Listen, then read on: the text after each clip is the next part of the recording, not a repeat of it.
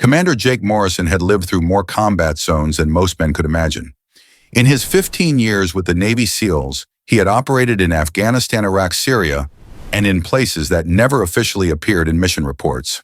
At 38, he carried the distinction of being the youngest commander in his unit's history, a man respected not only for his sharp tactical mind, but also for his uncanny ability to recognize talent where others saw nothing. Yet on a quiet morning in eastern Afghanistan, amid the dust of the Hindu Kush mountains, he witnessed something that would change the way he looked at one of the most overlooked soldiers on the base. The sun was just beginning to climb over the jagged ridges, painting the sky in muted gold and purple. The forward operating base still hummed in that strange lull between night and day. Some soldiers were sleeping off exhaustion, others preparing for patrols that would drag them into hostile valleys. Jake preferred these moments, the silence before the storm. His morning walks through the weapons maintenance area gave him a chance to check on his men without the stiffness of an official inspection. As he rounded the corner of the armory, his stride froze. Spread across a maintenance table lay the disassembled body of a Barrett M82A1, the beast of a rifle chambered in .50 caliber. Each component gleamed with surgical cleanliness, arranged with such order that it looked like an artist's layout rather than a sniper's weapon.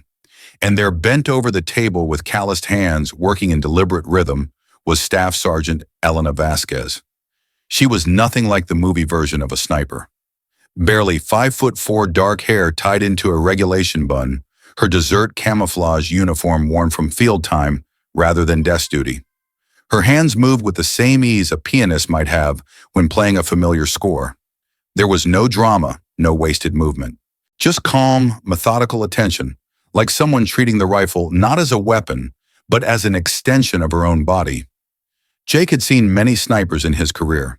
Most treated their rifles like holy relics, touching each piece with an almost religious reverence. But Vasquez worked with a familiarity that only came from real-world use, from dirt, sweat, and blood. She didn't glance up until she felt his presence behind her. When she did, her eyes revealed a startling green, steady as stone, the kind of gaze forged by endless hours staring down scopes at distant shapes. "Mind if I watch?" Jake asked. "Free country, sir," she replied in a flat Texas drawl, eyes already back on the weapon. Her calm dismissal might have irritated another officer, but Jake recognized it for what it was, confidence without arrogance. She wasn't trying to impress him. She simply didn't need to. Before he could say more, another soldier strolled in. Specialist Davis, barely 21, a kid from Ohio, who carried himself with the exaggerated swagger of youth. "Morning, Vasquez," he said, his grin half mocking. "Still playing with that big gun of yours?" Elena's hands didn't falter as she screwed the muzzle brake back into place. "Gotta keep it clean. Never know when you might need to reach out and touch someone." Davis chuckled, but there was an edge of dismissal in his tone. "Yeah, well, maybe leave the long-range work to the boys next time. We've got the experience." The room went heavy. Jake felt his jaw tighten. He'd seen enough careless words like that unravel the trust inside units. He was about to step in when Elena finally raised her head. "Experience," she repeated as if tasting the word. Her green eyes locked on Davis. "That's an interesting perspective." The young soldier shifted on his feet, suddenly less certain of his bravado. Elena let the silence hang for a moment before returning to her rifle, a faint smile tugging at her lips, an expression not of arrogance, but of someone holding back truths that others would never understand. Jake didn't know why, but in that instant curiosity flared inside him. Who exactly was Staff Sergeant Elena Vasquez, and why did he feel that there was far more beneath her calm surface than her file had revealed? Life on base in Afghanistan was a mixture of monotony and sudden chaos. Soldiers passed time with card games, workouts, and short bursts of laughter that tried to mask the gnawing anxiety of another patrol in a land that seemed designed to swallow outsiders. Women were few, and those who served often endured double the scrutiny. Elena carried that weight with the same quiet resilience she carried her rifle. She did not complain, did not seek recognition, but Jake could already sense she was someone who carried more than just her share of the load. As the sun burned higher over the Hindu Kush dust, beginning to shimmer in the morning heat, Jake left the armory with a strange feeling. He had spent his career spotting hidden strengths in others, and everything in his gut told him that Staff Sergeant Elena Vasquez was no ordinary marksman. He didn't yet know her story, but soon, much sooner than he could imagine, he would find out. 2 days after that quiet morning in the armory, the base was anything but calm. Jake Morrison stood inside the Tactical Operations Center, eyes fixed on the shifting lines of red and blue markers glowing across the topographical map. Radio static cut through the room before a voice cracked with urgency. Phantom Base. This is Eagle 6. We are under heavy fire. Multiple enemy positions on the ridge, approximately 800 to 1,200 meters northeast. We're pinned down with wounded. Request immediate sniper support. Jake's stomach tightened. He had been here before in valleys where the walls themselves seemed to conspire against you. The Kamdesh Valley was notorious. Steep ridges funneled convoys into narrow channels, creating perfect kill zones for Taliban and ISIS fighters, who knew every cave, every blind corner. The operations officer snapped into motion, calling for Apache helicopters. But the ETA was 15 minutes. The convoy didn't have 15 minutes. On the screen, the blue icons representing American vehicles were locked in place, caught under intersecting arcs of fire from higher ground. Every minute meant another casualty. Sir, a voice came from across the room. Jake turned. Elena Vasquez was already striding in her Barrett case slung across her back, full kit strapped tight. She didn't look panicked, just focused, as if her body had shifted into combat mode the way a machine locks into gear. Staff Sergeant Jake called. What's your assessment? She stepped closer to the map, eyes scanning the ridgelines, fingers tracing the contour lines with practiced precision. They've set up shooters on the high ground, using rock formations for cover. Infantry rifles won't touch them at this range, but there's an observation post here, 2 clicks northwest. Elevation's clean, clear sight lines to every position. I can be there in 20 minutes. Major Peterson, the operations officer, frowned. That's extreme range, Vasquez. Civilians could be in the area. One bad shot, with respect, Sir Elena interrupted, her voice calm but firm. I know what I can and can't do with this rifle. Jake studied her face. No bravado, no panic, just certainty. How long to get set up? 20 minutes to move, 5 minutes to range and establish firing solutions. The radio erupted again. Eagle 6's voice choked with tension. Phantom Base 2, wounded 1 critical. We won't hold long. Need that support ASAP. Peterson clenched his jaw, then gave the order. Go, maintain comms. If you can't make the shots, you call it. Elena nodded, turned, and headed for the door. But Jake stopped her with a quiet question. Staff Sergeant, what's the furthest confirmed kill you've made with that rifle? For the first time, she hesitated. Her green eyes met his. 3,247 meters, sir. Confirmed by 3 observers. Jake blinked. Over 2 miles. That wasn't just impressive. It was world-class. When 4 months ago, different valley, same kind of situation. She left before he could ask more. As Jake watched her GPS beacon move steadily across the map, climbing the ridges toward her chosen position, he felt something rare stir inside him. Hope that maybe this convoy still had a chance. Elena's voice crackled over the comms 15 minutes later.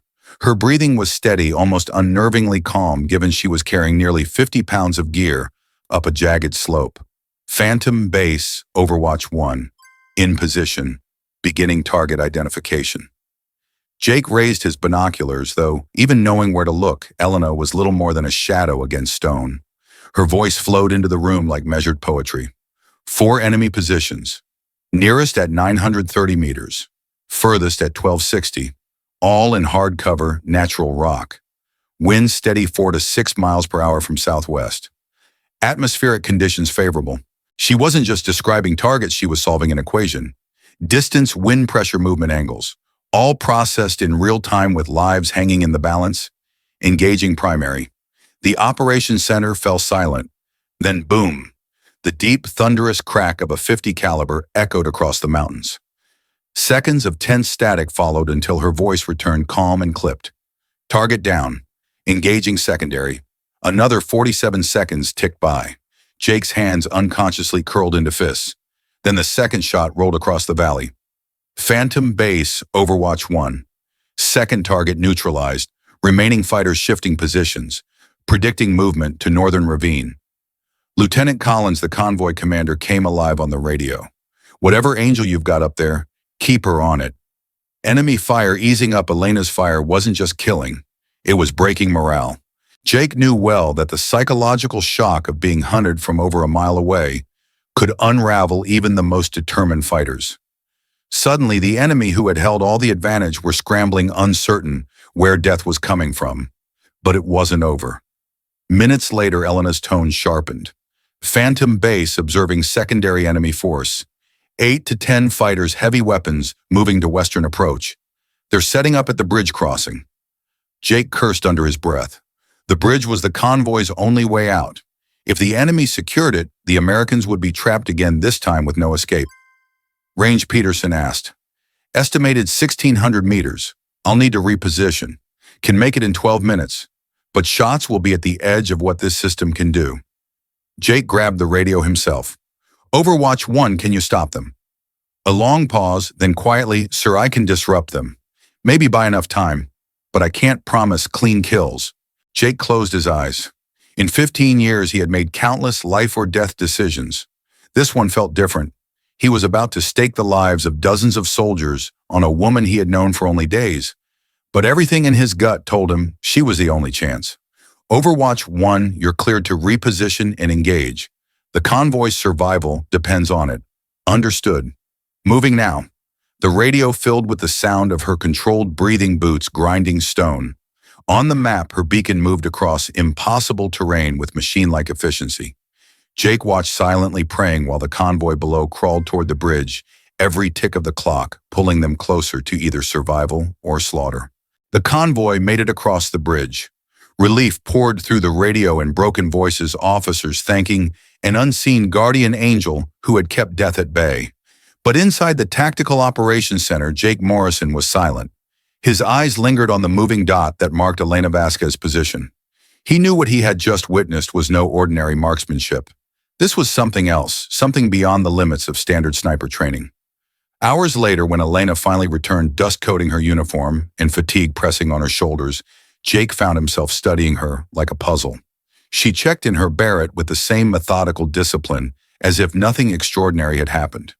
But Jake knew better. He had to know more. That evening in the base commander's office, he sat with Colonel Rebecca Martinez. Spread across the desk was Elena's personnel file. Neat lines of service history, training records, commendations. Yet it felt incomplete, like a story missing its most important chapters. Her record doesn't add up, Jake said quietly. Her scores are excellent, yes, but not world-shattering. No mention of kills past 800 meters. And yet today she was engaging targets at ranges that pushed the very edge of physics. Martinez's expression was guarded. Are you suggesting falsified records? Commander Jake shook his head. I'm suggesting they're sanitized. Someone doesn't want her true background showing here. Before the colonel could respond, a knock came at the door. Elena stepped in, still in uniform, her green eyes steady but wary. You wanted to see me, ma'am, she asked. Come in, Staff Sergeant Martinez said. Commander Morrison has questions about your background. Elena stood at attention, but Jake saw at the slightest tension in her jaw, the kind that wasn't there, when she had stared down an ambush at nearly 2 kilometers. She was more uneasy in this office than she had been under fire. At ease, Martinez said gently. Elena, your performance today was exceptional, even for our expectations. But Commander Morrison here believes there's more to your training than your file suggests. Jake leaned forward, his voice calm but insistent. Staff Sergeant, I've worked with graduates from every sniper school the U.S. military has. What you did today goes beyond Fort Benning or basic Army programs. The way you read the battlefield, predicted movements adjusted on the fly. That's advanced special operations work. And then there's the shot you told me about, 3,247 meters. That's not just remarkable, that's historic. Elena's silence stretched heavy across the room. Then she spoke, her voice quieter than before. Sir, there are aspects of my training and service that aren't reflected in my personnel file. They're classified. Jake felt vindication surge through him. Task Force. Her eyes flicked to Martinez, who gave a subtle nod. Yes, sir. Task Force Black. 18 months. The air seemed to thicken. Jake knew the name. Everyone in Special Operations did. Task Force Black was a shadow unit, one of the most secretive in Afghanistan, conducting missions that never reached public record. What was your role, Jake pressed? Elena's shoulders squared. Precision sniper support for high-value target operations, counter-sniper missions, long-range reconnaissance. Most of my confirmed kills come from that period. How many? Her gaze didn't waver. 47 confirmed. 32 beyond 1,500 meters. The office fell into stunned silence. Jake had served alongside some of the best marksmen the Navy or Army ever produced. Few had half that number across an entire career, and Elena had done it in just a year and a half. Martinez's eyes narrowed. Why wasn't any of this in your record when you transferred to my unit? Ma'am, soldiers assigned to special access programs often have their files sanitized before reassignment. It's a security measure. It protects methods, missions, and personnel from being tracked by enemy intelligence. Jake leaned back, processing it all. Elena wasn't just a skilled sniper. She was a veteran of operations most soldiers could never dream of. But something about her demeanor unsettled him. She wasn't boasting. If anything, she looked reluctant to speak. Why request reassignment to conventional forces? Martinez asked. Elena's voice softened, almost weary. After 18 months of constant operations, I wanted to step away. I wanted to serve like a regular soldier, to carry a rifle, do my duty without the weight of secrecy pressing down every day. Jake studied her, seeing the shadow behind her steady eyes. He could almost imagine what she wasn't saying, the nights lying prone in silence, waiting for a target to appear. The weight of lives taken from distances so great the enemy never even knew who had ended them. A fragment of memory slipped from her lips, unguarded, that 3,200-meter shot. It was an enemy commander. He appeared in a courtyard for less than 2 minutes. We had one window. I pulled the trigger, and 5 seconds later, a man who had ordered dozens of attacks was gone. No one ever knew how. To this day, I don't know if I should feel proud or haunted. Silence hung heavy. Jake could see now that her calm wasn't indifference. It was armor. Armor forged from years of carrying secrets no one else would understand. Breaking the tension, Jake asked quietly, "Would you consider working with my SEAL team temporarily? Some of our missions need a shooter who can do what you just did. Someone who can make impossible shots look routine." Elena looked at him, surprise flickering across her face. "Sir, I'm not sure my chain of command would allow." "They will." Martinez interrupted, her tone decisive. "What you did today probably saved 8 lives. If you can bring that to special operations missions, then it's not just allowed, it's needed." For a moment, Elena said nothing. Her jaw tightened, her hands folded behind her back. Finally, she nodded slowly. "If my skills are required, sir, then I'll support your operations." Jake felt something rare in his chest. Not just admiration, but trust. In Elena Vasquez, he had found more than a sniper. He had found someone extraordinary, someone who would change the shape of every mission to come. 3 weeks later, Jake lay prone on a rocky outcrop 4,000 feet above the valley floor. The air was thin, sharp, with the scent of dust and cold stone. Beside him, Elena Vasquez adjusted her Barrett 50, every movement deliberate, every click of metal a ritual of precision. Below them sprawled Coral Valley, home to a fortified compound where a high-value terrorist leader operated with ruthless confidence. Intelligence had tracked him for weeks. They knew he would appear in the courtyard for less than 2 minutes, surrounded by subordinates, just long enough to issue orders that would unleash chaos across the region. From this distance, 3,890 meters, nearly 2.5 miles, the buildings looked no larger than toys. Even through high-powered optics, the target was barely more than a dot in a courtyard of pale stone. Jake glanced at her. Confidence level. Elena was silent for a long moment, studying her ballistic computer, feeling the wind shift across her cheek. "Sir, at this range, there are no guarantees. Bullet flight time is nearly 5 seconds. A breath, a step, even a twitch could mean a miss." But her eyes stayed on the scope. "I've studied his patterns. He always stops at the center of the courtyard. Always. If he does today, there will be a window." Jake exhaled slowly. He had seen her perform miracles before. Still, this was something else. This was the edge of possibility. The team's comms crackled. "Target en route to meeting location. ETA 12 minutes, Petty Officer Rodriguez reported." Elena checked her rifle one last time. The ammunition was match-grade inspected down to the smallest variants. Her scope calibrated for distance, elevation, humidity. Everything technology could offer was lined up in her hands. But in the end, it came down to her breath, her focus, and her will. Jake heard her murmur, almost too soft for the mic to catch. "Whatever happens, this has been the most fulfilling assignment of my career." "You sound like you're saying goodbye," Jake replied. "Not goodbye," she said, eyes fixed through the glass. "But this shot, if it lands, it will be the longest confirmed kill in history. That kind of attention ends the quiet life. My days in the shadows will be over." Jake understood. Legends could not hide. Target entering courtyard, Rodriguez called. Through his spotting scope, Jake saw the tiny figure emerge flanked by guards. He moved with the same calculated rhythm intelligence had described. And then, just as Elena predicted, he stopped at the center. "Engagement window," Elena whispered. Her breathing slowed, each inhale measured, each exhale steady. She adjusted for wind 8 to 12 miles per hour from the northwest. Mirage patterns shimmered above the valley, but she read them like scripture. Gravity would drag the bullet more than 200 feet during flight. She aimed far above into empty sky, trusting physics to do the rest. Shot fired. The crack of the Barrett rolled across the mountains like thunder. Jake counted. 1, 2, 3, 4, 5. "Drone confirms target down," Rodriguez shouted. "Repeat, target down." Jake's heart hammered as he peered through the scope. Movement rippled in the courtyard as men rushed toward the fallen figure. Elena remained motionless, still tracking, still professional. Only when she finally lifted her head did she speak. "Confirmed kill. Target eliminated." For a long moment, neither of them moved. Then Jake realized his hands were trembling. He had just witnessed history. "Elena," he said quietly, "that was extraordinary. You just did what the world thought impossible."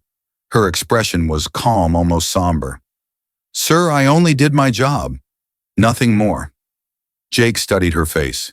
She wasn't basking in triumph, wasn't reaching for glory. She was already thinking of the consequences, the scrutiny, the questions, the end of anonymity. "What will you do now?" he asked. She began breaking down her rifle piece by piece with the same methodical care he had first seen weeks ago. "I'll keep serving, maybe train others, maybe help the next generation make their shots cleaner, safer. Every bullet I've fired has been to save lives. That's what matters." Jake felt a swell of respect so deep it caught in his chest. Elena Vasquez was more than a record holder, more than a sniper. She was the embodiment of the soldiers who carried the weight of impossible tasks, who stood in shadows so others could walk in the light. The shot at 3,890 meters would be remembered forever. But for Elena, it was never about the distance. It was about responsibility, and that Jake knew was what made her a legend.